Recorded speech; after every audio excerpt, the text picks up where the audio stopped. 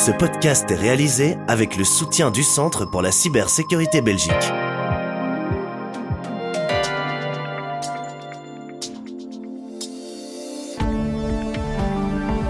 Voici Z sur 7, votre podcast quotidien. Ce jeudi, c'est le 14 novembre. Et votre podcast du jour est animé par Béatrice Marlier. Bonjour à tous et à toutes. Aujourd'hui, dans ce nouvel épisode, protestation ce mercredi à Bruxelles contre l'accord de libre-échange entre l'Europe et le Mercosur. Les agriculteurs dénoncent une concurrence déloyale en raison des différences de normes entre les produits importés de cette région et ceux produits en Europe. C'est ce que nous expliquera Hugues Fallis, porte-parole de la FUGEA. On peut citer la culture du maïs où 3/4 des pesticides utilisés en Amérique du Sud sont interdits en Europe. En 2023, les PME belges ont connu un énorme succès sur Amazon, vendant plus de 10 millions de produits et générant 350 millions d'euros en vente à l'export, tout en créant plus de 3000 emplois. Mais la diversification des canaux reste essentielle pour réussir, selon Nicolas Van Zeebroek, professeur à Solvay. Elle a un avantage considérable, c'est qu'elle propose une solution logistique toute faite qui enlève cette épine du pied effectivement de nos entreprises et qui leur offre une solution qui est très peu coûteuse, très compétitive par rapport à ce qu'elle pourrait faire elle-même. Les magasins se préparent au mieux à l'approche des fêtes. Les impacts des décisions économiques et fiscales de l'administration Trump sur les marchés financiers mondiaux ou encore le dossier « In Trump, We Trust » du journaliste Olivier Mouton. Restez bien à l'écoute. Z sur 7 à la une. Les agriculteurs se sont rassemblés ce mercredi sur le rond-point Schuman à Bruxelles pour protester contre l'accord de libre-échange entre l'Europe et le Mercosur, zone qui inclut l'Argentine, le Brésil, la Bolivie, le Paraguay et l'Uruguay. Ils estiment que cette concurrence est déloyale, les produits importés de cette région ne répondant pas, selon eux, aux normes européennes. Hugues Fallis, porte-parole de la FUGEA. On peut citer la culture du maïs où 3/4 des pesticides utilisés en Amérique du Sud sont interdits en Europe. On peut citer l'utilisation des néonicotinoïdes en production de sucre, encore un pesticide interdit en Europe. Donc toutes de bonnes raisons de refuser cet accord. La principale opposition du syndicat concerne les importations de volailles et de viande bovine d'Amérique du Sud, importées à bas coût et exerçant une pression à la baisse sur les prix en Europe, tout en étant produite avec des hormones de croissance. Par cette manifestation pacifique, le syndicat agricole wallon entend avertir les responsables européens. Cependant, si le Mercosur est adopté, les manifestants promettent un retour en force et des actions plus déterminées. Z sur 7 à la une.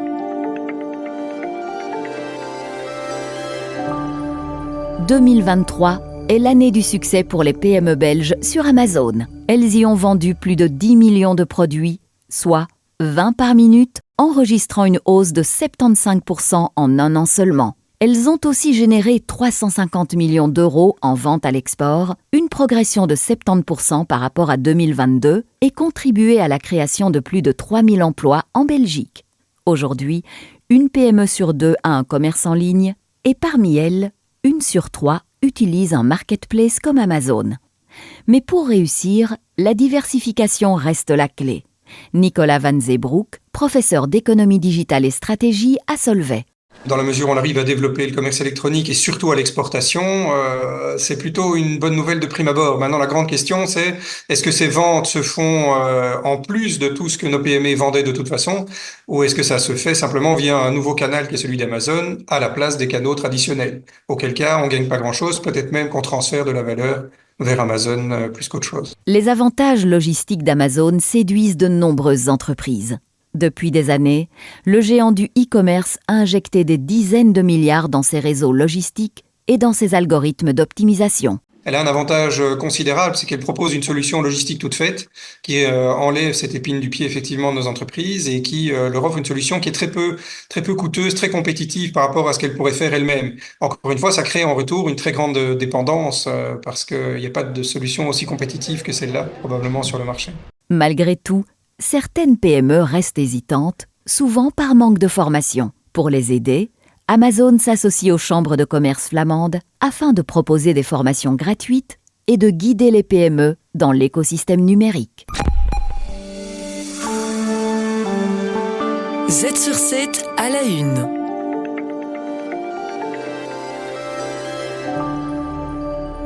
Alors que les fêtes de fin d'année approchent, les commerces de proximité se préparent aux défis à venir. Le programme Formaction Commerce, mis en place l'an dernier par le Forem et l'IFA-PME, réunit déjà 304 commerces de 10 villes wallonnes. Raymond Dierna, administratrice générale du Forem. Nous avons sollicité notre centre de compétences business pour vraiment mettre en place un vrai programme de soutien à nos commerçants qui commencerait par un autodiagnostic de leur performance commerciale, mais qui viendrait très très vite vers un diagnostic personnalisé, des formations sur mesure. Le processus comprend 2 phases théoriques, puis une phase pratique. Un coach accompagne le magasin sur place pendant 2 à 3 mois pour mettre en œuvre les améliorations. Un audit gratuit lance le programme, suivi d'un coaching personnalisé autour de 5 critères essentiels. Salvatore Scalia, CEO de Bettic. L'attractivité, et donc vraiment travailler sur la zone de chalandise, la zone d'influence du commerce, avec donc des critères effectivement qui permettent de dire j'ai une certaine visibilité au sein de cette zone d'influence. Ensuite donc l'acquisition, le trafic, et donc on va travailler sur l'impact visuel, l'impact sensoriel. Ensuite donc la conversion, le taux de conversion, les éléments qui favorisent ce taux de conversion, l'accueil, le punch commercial, l'assortiment, le merchandising. Le programme est suivi jusqu'au bout par près de 95% des commerces participants qui l'accueillent avec enthousiasme. Le Forem espère toucher plus de 1000 commerces d'ici fin 2026. Z sur 7, le podcast quotidien de Trends Canal Z. Chaque jour, un expert boursier vient analyser le cours des marchés. Aujourd'hui, Jérôme van der Bruggen, stratégiste pour Degroof Petercam, vient nous détailler la séance boursière actuelle. La forme que prend l'administration Trump et les décisions économiques et fiscales à venir commencent à se dessiner. Les réactions aux élections varient toutefois d'un continent à l'autre. Sur les marchés financiers, les contrastes sont frappants. Tandis que la bourse européenne perd environ 3% depuis le scrutin, celle des États-Unis affiche une hausse de 3%, avec un dollar qui s'est également renforcé de 3% en 3 jours. Et certains secteurs sont plus impactés que d'autres. Si on s'intéresse donc à la performance sectorielle des bourses, la performance d'une bourse est le miroir de l'autre. C'est assez intéressant. Les secteurs qui baissent en Europe sont les banques, les matières premières, le luxe et l'automobile. Et aux États-Unis, bon, ils n'ont pas de luxe, mais c'est à peu près ces secteurs-là qui se retrouvent en haut du tableau. Il y a plusieurs causes à cet effet miroir.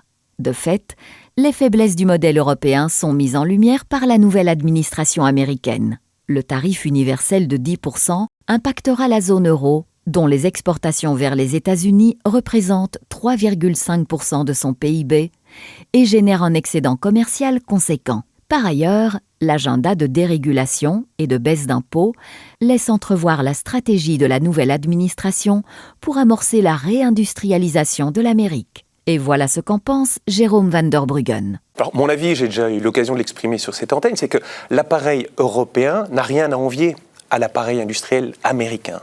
En valeur, c'est à peu près la même taille. Et en plus, lorsqu'on examine ce qu'on peut faire pour ravigorer l'industrie, c'est pas si compliqué. En fait, on peut même s'inspirer de choses que M. Trump voudrait faire sans nécessairement perdre notre âme. Imaginez des allègements fiscaux pour certaines industries, notamment pour faciliter l'emploi de personnes qualifiées. Imaginez aussi, alors, dérégulation est peut-être un gros mot en Europe, mais au moins facilitation d'octroi de permis, on aurait déjà quelque chose qui serait tout à fait faisable. Et je suis sûr que si on met ce genre de choses en place, on peut tout à fait faire mieux que les États-Unis au niveau industriel. Je pense que là-dessus, il n'y a pas photo. Technologique, c'est autre chose, mais au niveau industriel, il n'y a pas photo. Il est alors possible de dégager plusieurs conclusions concernant les investissements. En bourse, quand on regarde les entreprises cotées, je regarde quelques sous-secteurs importants. Je regarde l'aéronautique. Ils ont Boeing, mais nous, on a Airbus.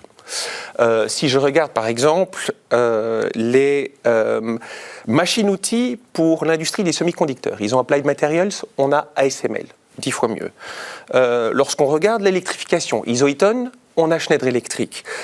Et lorsque je regarde l'infrastructure pour les gaz industriels, je ne sais pas ce qu'ils ont, on a l'Air Liquide. Donc voilà, 3 ou 4 secteurs, et je pense qu'il y en a plus que ça, où clairement nos entreprises sont plus performantes. Alors, si on veut continuer à protéger ces belles entreprises et puis notre appareil au sens large, parce que ça passe par les entreprises, je pense que peut-être que ceci est un message pour se réveiller. On ne doit pas nécessairement devenir carnivore comme les Américains, mais en tout cas se réveiller. À la une de Trends Tendance. Le magazine Trends Tendance mène l'enquête, un journaliste en dévoile les coulisses. Et enfin, pour terminer cet épisode, dans son dossier « In Trump, We Trust », le journaliste Olivier Mouton aborde les plans économiques et stratégiques du président américain qu'il avait évoqués il y a quelques semaines sur le plateau.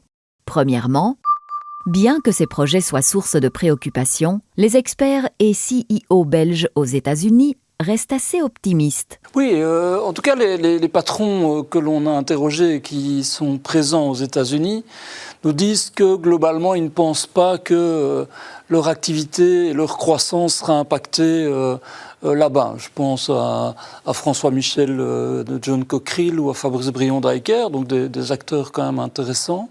Par contre, disent-ils, l'impact risque d'être plus préoccupant en Europe même, c'est-à-dire l'impact sur la compétitivité et l'économie européenne.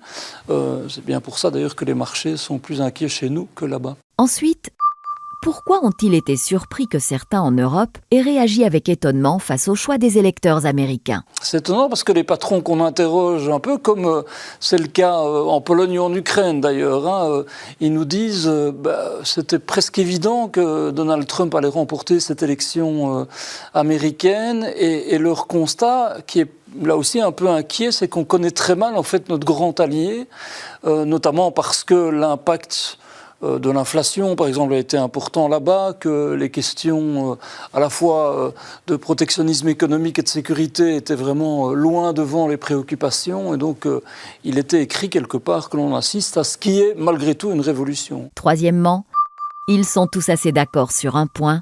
La balle est dans le camp de l'Europe qui doit se ressaisir et agir. Alors ça se dit beaucoup, mais c'est sans doute l'élément le plus important, c'est que cette élection doit être un électrochoc pour l'Europe.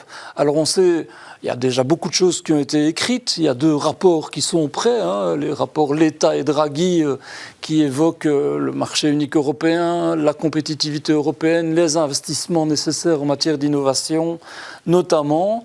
Donc quelque part on sait ce qu'il faut faire. Maintenant ce qu'il manque, et tous le disent, c'est une impulsion politique, notamment aussi par exemple pour créer des champions européens et quelque part, comme le disait Emmanuel Macron, devenir un peu omnivore dans un monde de carnivores. Finalement, dans une autre partie de votre dossier, vous mentionnez les personnalités anti-Trump aux États-Unis, dont certaines songent à quitter le pays, notamment certaines figures de la Silicon Valley. Peut-on parler de fuite des cerveaux et serait-ce un avantage pour l'Europe ?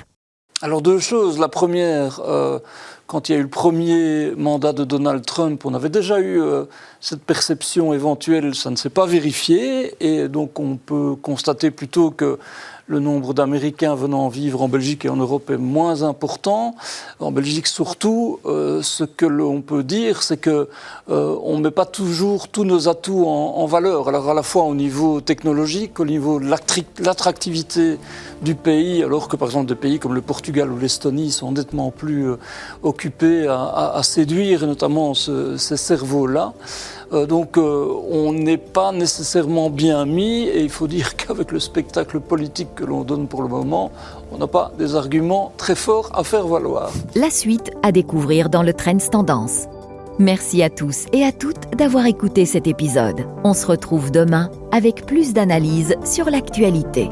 En attendant, restez bien à l'écoute de l'astuce pour améliorer la cybersécurité de votre société et afin de découvrir pourquoi travailler avec des privilèges d'administrateur pour des tâches quotidiennes présente un risque majeur.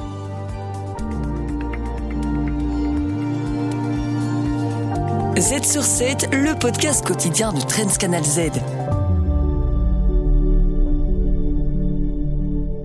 Le Centre pour la cybersécurité Belgique.